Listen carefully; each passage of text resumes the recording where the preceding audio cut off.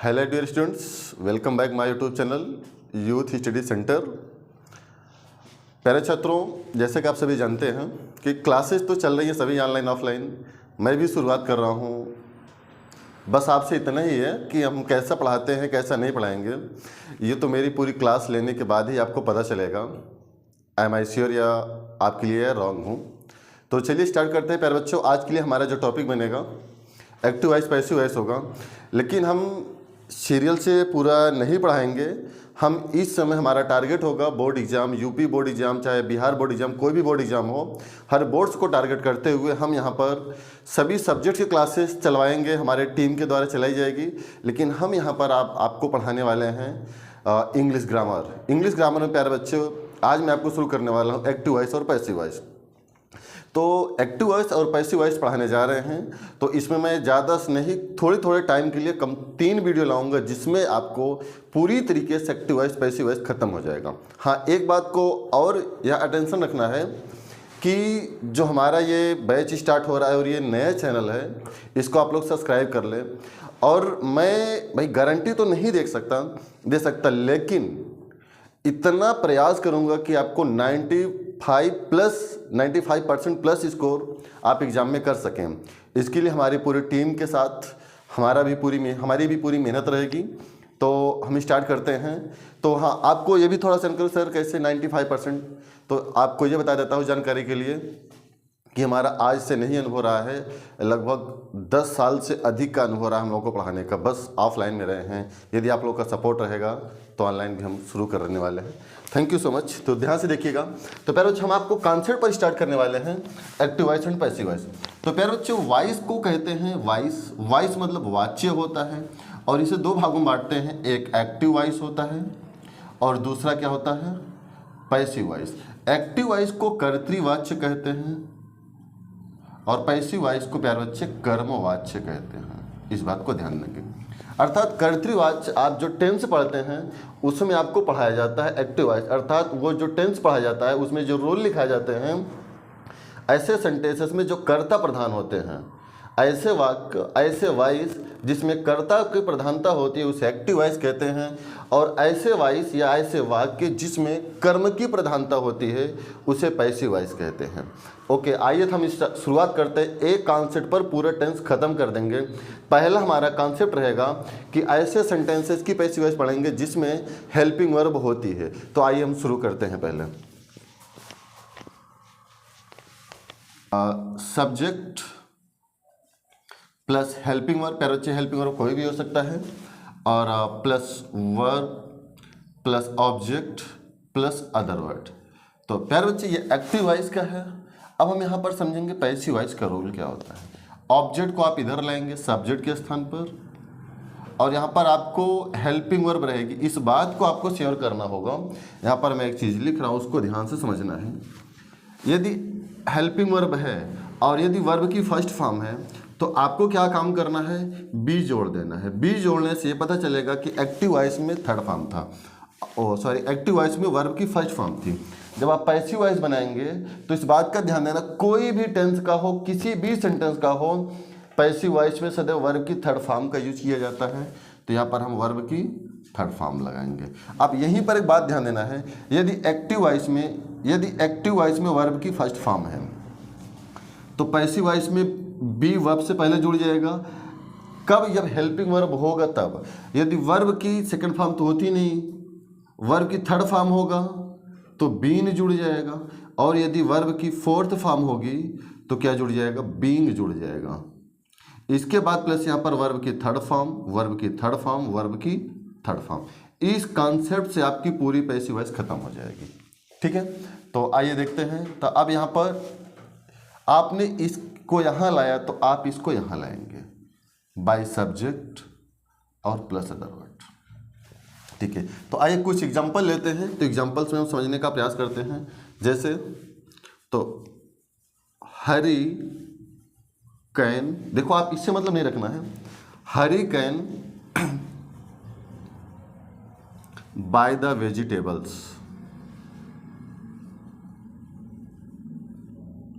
आप यहां पर देख रहे हैं, अब यहां पर वर्ब की फर्स्ट फॉर्म है। आपको यह ध्यान देना है, सब्जेक्ट ये है और ये वर्ब होगा, और हरी क्या खरीद सकता है, वेजिटेबल्स, ये ध्यान देना ऑब्जेक्ट, और आप इसे इधर लाएंगे और इसको इधर लाएंगे, यहीं से पैसिव वॉइस खत्म। तो इसकी पैसिव जो बनेगी द वेजिटेबल्स, द वेजिटेबल। ध्यान देना यहाँ पर नंबर सिंगुलर प्लूरल का कोई वो नहीं इशू रहता है, यहाँ पर कैन सबके साथ लगेगा।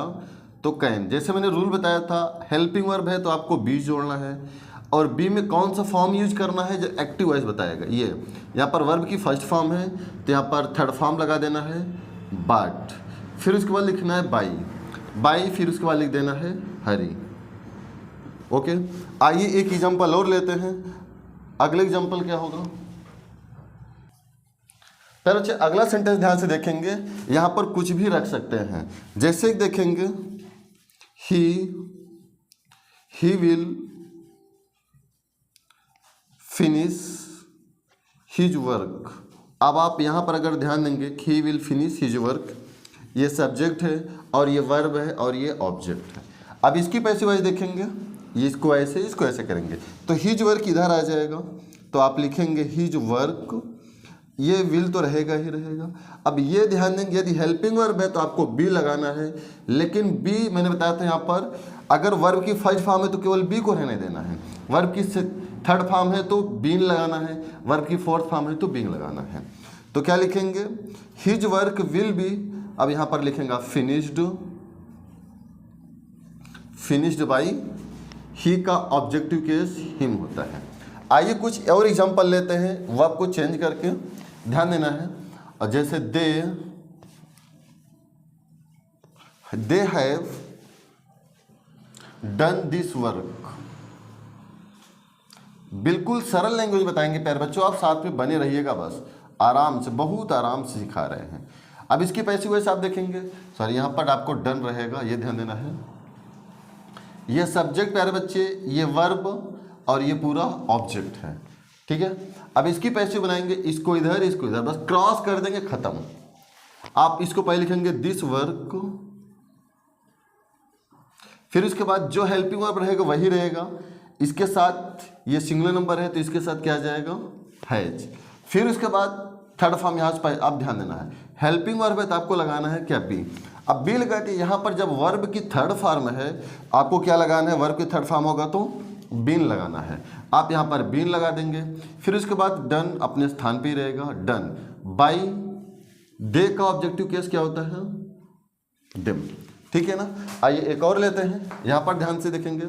जैसे अब यहाँ पर आपका ये हैव है, अगर यहाँ पर पास्ट परफेक्ट आ जाए, अगर हैड होगा आपको कुछ घबराने की जरूरत नहीं है, यहाँ पर भी इसके स्थान पर क्या आ जाएगा, हैड आ जाएगा। ओके, अब एक हम देखते हैं वर्ब की फोर्थ फॉर्म लेकर के, जैसे the teacher is teaching English. ये ध्यान देना है, ये सब्जेक्ट है और यहाँ पर ये वर्ब है और ये ऑब्जेक्ट है। अब इसकी पैसिव वॉइस कैसे करेंगे, इसको इधर लाएंगे और इसको इधर लाएंगे, तब यहाँ पर क्या लिखेंगे, इंग्लिश, ध्यान देना इंग्लिश लिखेंगे, सिंगुलर नंबर है तो इज लगाएंगे। अब यहाँ पर अगर हेल्पिंग वर्ब है तो आपको बी लगा देना है। अब उसके बाद बी का कौन सा फॉर्म होगा वो वर्ब बताता है। एक्टिव वॉइस का वर्ब ये सुनिश्चित करता है बी रहेगा या बीन रहेगा या बीइंग रहेगा, ठीक है ना। तो इंग्लिश इज, अब यहाँ पर आईएनजी यहाँ से हटाकर यहाँ लगा देंगे। फिर उसके बाद वर्ब की थर्ड फॉर्म को लगाएंगे टीच का टाट, फिर बाई लिखेंगे the teacher. Okay, I hope आप लोगों को यहाँ तक समझ में आ रहा होगा। और ध्यान से देखना है, जैसे यहाँ पर ये प्रेजेंट कंटिन्यूअस टेंस है, यदि आपको बनाना है यदि आपको पास्ट टेंस में आ जाए कि the teacher was teaching English, the teacher was teaching, अगर यहाँ पर वाज आ जाएगा आपको कुछ भी नहीं करना है, इज के स्थान पर सीधा वाज लगा देना है, ठीक है ना। वाज अगर कुछ भी आ जाए तो आपको ये कर देना है। यदि आपको निगेटिव आता है तो यहाँ पर ये चेंज कर देना है, बस नॉट लगेगा और यहाँ पर कोई समस्या नहीं। यहाँ से एक थोड़ा सा और होता है, यदि दो ऑब्जेक्ट आ जाते हैं एक ही सेंटेंस में तब कैसे करते हैं हम। जैसे ये डायरेक्ट ऑब्जेक्ट अगर दूसरे लिखते हैं यहाँ पर टू द स्टूडेंट्स, अगर यहाँ पर लिखते हैं टू द स्टूडेंट्स, अब ये ध्यान देना, अब यहाँ पर दो दो ऑब्जेक्ट आ गए, एक ये डायरेक्ट ऑब्जेक्ट, ये दूसरा इनडायरेक्ट ऑब्जेक्ट। तब आप कैसे करेंगे, तब आप इसको इनडायरेक्ट ऑब्जेक्ट से भी बना सकते हैं। तब इसको बाद क्या करेंगे, ये ध्यान देना है कि आपको जब ऐसा सेंटेंस देगा तो अक्सर ये रहेगा कि स्टूडेंट्स पहले रहेगा, ये बाद में रहेगा, ठीक है ना। तो जैसे अगर मैं थोड़ा सा बताने का प्रयास करता हूँ, द स्टूडेंट्स इंग्लिश, अब आप किसी तरीके से बना सकते हैं। अगर इंग्लिश यहाँ से किए हैं तो इसको बाय यहाँ करेंगे, और यहाँ पर अगर आप इसको इससे बनाना चाहते हैं तो इसको इससे बता देता हूँ। देखिए जैसे द स्टूडेंट्स